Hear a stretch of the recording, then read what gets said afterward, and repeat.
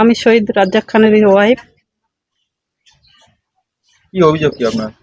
আমার অভিযোগ, আমার স্বামীর খুনি,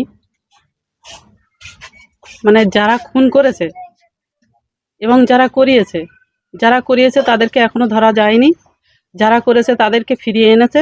3 মাসেই তাদেরকে বেল করে বাড়ি এনে তারা আশেপাশে ঘুরছে এবং আমাদেরকে হুমকি দিচ্ছে এখনো মারার। এবং যারা মানে করিয়েছে, এই শওকত মোল্লা থেকে আরম্ভ করে আহসান, আহসানকে ধরলে বাহারুল আসবে, বাহারুলকে ধরলে শওকত মোল্লা আসবে। আমার স্বামীর মৃত্যুর জন্য যারা দায়ী তাদের মানে যাতে শাস্তি হয় তার জন্য আমি বলছি। এতদিন বলিনি কেন? ওরা আমাদেরকে হুমকি দিয়ে, বিভিন্ন রকম আমার ভাসুরদেরকে হুমকি দিয়ে, আমার ভাইদেরকে হুমকি দিয়ে ওরা আমাকে দমিয়ে রেখেছিল। আমি দমে থাকতে চাইনি, ওরা আমাকে জোর করে দমিয়ে রেখেছিল। আমার বাচ্চাদের ভয় দেখাতো এবং আমার যে মানে একটা কাজ দিয়েছিল আমি যে বাইরে যাব সেটাও আমাকে একটা ভয় দেখাতো। তার জন্য আমি চুপ ছিলাম, কিন্তু আমি চুপ থাকতে চাইনি। প্রথম থেকে আমি সিবিআই করতে চেয়েছিলাম, তাতেও আমাকে বাধা দিয়েছিল এবং হুমকি দিয়েছিল বারবার আমার ভাসুরদেরকে এবং আমার ভাইকে, যে ভালো হবে না, ওটা করলে কি ভালো হবে, বাচ্চা কাচ্চা ভালো থাকবে, ও ভালো থাকবে, এইভাবে আমাকে হুমকি দিয়েছিল বারবার। তার জন্য আমি চেপেছিলাম এবং তারা এখনো বাইরে ঘুরে বেড়াচ্ছে। আমি আমাদের যে সরকার নূতন হয়েছে, সেই সরকারের কাছে আমার আবেদন, অনুরোধ করছি আমি, যে এই মহামায়া বা এটা ওই কেসটা অভয়া এবং আমি শুনেছি যে অভয়া এবং সন্দেশখালীর কেসটা রিওপেন করবে। আমি সরকারের কাছে এটাই আমার দাবি। শুধু অভয়া এবং সন্দেশখালী নয়, আমার ভাঙড়টাও, আমার রাজ্জাক খান মানে আমার স্বামী রাজ্জাক খানকে যেভাবে নৃশংসভাবে ওরা মেরেছে, আমি ভাঙড়টাকে, আমার স্বামীর খুনির আসামিদেরকেও আমি একটু রিওপেন করতে চাইছি। আমার কেসটা যাতে রিওপেন করে আমি সরকারের কাছে আমি দাবি করছি। শুধু সন্দেশখালী আর অভয়া নয়, আমার ভাঙড়টাকেও রিওপেন করুক। কেন আপনি কি এখনো বিচার পাননি? আমি বিচার পাইনি। যাদেরকে জেলে নিয়ে গিয়েছিল তারা সবাই ছাড়া পেয়েছে, 5 জন কোনো রকমে আছে, আর এখনো 6 জন বাইরে ঘুরছে। তারা বাইরে ঘুরছে এবং মানে হুমকি দিচ্ছে আমাদেরকে এখনো মারবে। আর তাদেরকে কে ছাড়িয়ে এনেছে, কে টাকা দিয়েছে, আর কিভাবে ওরা এখনো পর্যন্ত কোর্ট খরচ করছে, সেটা আমি দেখতে চাই। মূল যে মাথা এখনো কি বলছেন আপনি? হ্যাঁ, মূল মাথায় অ্যারেস্ট হয়নি। আহসান, সেদিনকে আমি কাঙাল বলে ওকে জান মোহাম্মদ, ও এলাকায় এসেছিল, আমরা ওকে ধরে থানায় দিয়েছি, তুলে দিয়েছি এবং ওর মুখ থেকেই ব্যক্ত হয়েছে যে আহসান পর্যন্ত ও মোফাজ্জল সাজিয়েছে এবং আহসান করিয়েছে, সেটা ও বলল। আমরা চাইছি, আমি অবিলম্বে চাইছি আহসানের নামে মানে কেসটা আবার রিওপেন হোক। আহসানকে কারা মানে থামিয়ে রেখেছে এবং এই কেসটা কারা দমিয়ে রেখেছিল, কারা চেপে রেখেছিল, কারা মদত দিয়েছে, সেটা আমি দেখতে চাই।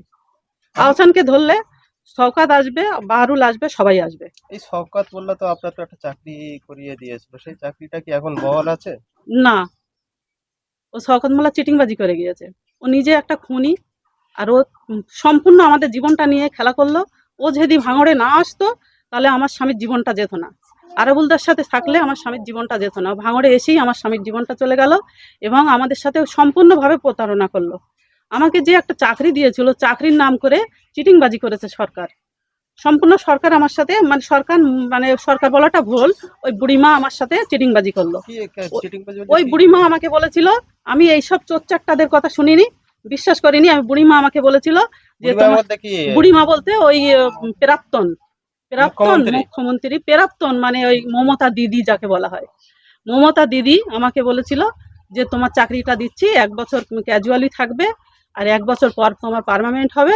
সেই জায়গায় দাঁড়িয়ে সম্পূর্ণভাবে ধোঁকাবাজি করে গেল আমার সাথে। আমার স্বামীর জীবনটাও নিল, আমার স্বামীর কোনো মানে শাস্তি পেলাম না, অথচ আমার সাথে যে বেইমানিটা করে গেল, ওই সরকারের বিরুদ্ধে আমি স্টেপ নিতে বাধ্য হব। সরকার নয়, সরকার বলা ভুল হবে, আমাদের সরকার তো এখন ভালো সরকার। ওই সরকারে আমাদের মানে কি ভুলে যাচ্ছি, সব মাথায় আসে, মুখ্যমন্ত্রী আমাদের শুভেন্দু মানে দাদা, যিনি দাদা হয়েছেন, শুভেন্দু অধিকারী, আমাদের মুখ্যমন্ত্রীর কাছে কি দাবি আপনার? মুখ্যমন্ত্রীর কাছে আমার দাবি যে আমার কেসটা রিওপেন করুক, আমার স্বামীর কেসটা রিওপেন করুক, ভাঙড়টা নিয়ে রিওপেন করুক। শুধু অভয়া আর সন্দেশখালী নয়, ভাঙড়টাকে রিওপেন করুক এবং আমার যে কাজটা দিয়েছিল, মমতা যে এত বড় চিটিংবাজি করে গিয়েছে, সেটার জন্য আমি মুখ্যমন্ত্রীর কাছে আমার অনুরোধ জানাচ্ছি। আমার দুটো বাচ্চাকে নিয়ে আমি সংসার চালাতে পারছি না। আমার দুটো বাচ্চাকে নিয়ে আমার কাজটা যাতে বহাল থাকে, আমার কাজটা যাতে মুখ্যমন্ত্রী ফিরিয়ে দিতে পারে, মমতাকে দেখিয়ে দিতে পারে যে তোর জায়গাটা আমি করে দিতে পারি, তাহলে আমি মুখ্যমন্ত্রীর কাছে অনেক কৃতজ্ঞ থাকব। মুখ্যমন্ত্রীর কাছে অনেক। আপনার নাম? আমার নাম খাদিজা বিবি, আমি রাজ্জাক খানের ওয়াইফ, ভাঙড় চকমরিচাই আমার বাড়ি। আশ্বাস দিয়েছিল যে ফ্যামিলির একটা চাকরি দেব, ওটা চাকরি নয়, চাকরির নামে আমাদেরকে ধোকা দিয়েছে। কারণ আমরা যাতে এই কেসটা আবার মানে সিবিআই না করি এবং কেসটা বাড়াবাড়ি না করি, আমাদেরকে চেপে দেওয়ার জন্য আমাকে চাকরির নাম করে একটা ছলনা করে গিয়েছে। আমার চাকরি দেয়নি। চাকরিতে লেখা আছে, আমরা এতদিন দেখিনি চাকরি মানে চাকরি, কিন্তু চাকরি মানে বেইমানি এটা আমরা জানি না কোনোদিনও। আজকে আমরা দেখলাম যে সরকার চলে গেছে, আমার চাকরিটা নেই। কেন না, ওতে লেখা আছে সরকার যতদিন থাকবে চাকরি। সরকার, উনি একটা ৭৫ বছরের বৃদ্ধা, উনি কি করে ভাবলো আমার ছোট ছোট বাচ্চাদের দায়িত্ব উনি নিচ্ছেন? তখন আমি বলছি আমি দায়িত্ব নিচ্ছি, আমি কি করে ভাবলো ওই ৭৫ বছরের বৃদ্ধার সাথে আমার ছোট ছোট বাচ্চাদের তুলনা উনি কি করে করলো? আর ওনার গদি দিয়ে সারা জীবন থাকবে উনি কি করে ভাবলো? উনি একবারও ভাবলো না আমার বাচ্চাদের ভবিষ্যতের জন্য, আমার যে কাজটা দিয়েছে ওনার চেয়ারটা থাকবে কি না থাকবে সেটা ভাবলো না, উনি বাঁচবে কি মরবে সেটা একবার ভাবলো না। আমার বাচ্চাদের ক্ষতি করে গেল, চিটিংবাজি করে গেল আমাদের সাথে।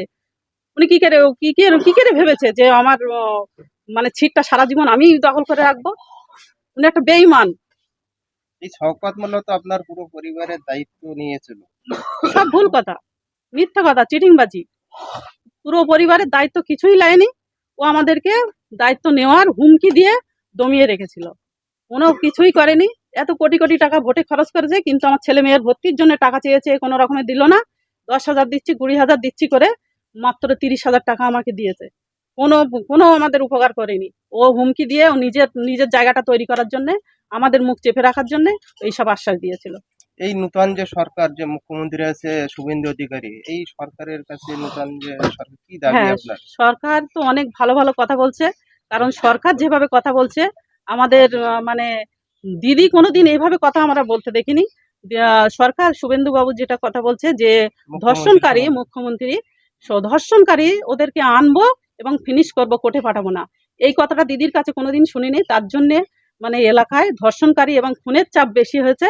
আমি শুভেন্দু বাবু এবং দাদাকে বলবো, সিএম কে বলবো যে খুনি ধর্ষণকারীদের যেভাবে দাদা বলছে, কিন্তু খুনিদেরও সেইভাবে যেন দাদা বলে যে খুনিদেরও যারা খুন করে তাদের যেন ফাঁসি হয়। তারা ফাঁসি হলে দেশে খুন রাহাজানি কমবে। দাদার কাছে আমার এটাই অনুরোধ, এবং আমার কাজটা যাতে আমি ফিরে পাই, সেটা আমার সরকারের কাছে আমার অনেকটা আশা আছে এবং আশা রাখছি সরকার যাতে আমার কাজটা ফেরত দেয়। আমার নাম খাদিজা বিবি, আমি রাজ্জাক খানের ওয়াইফ।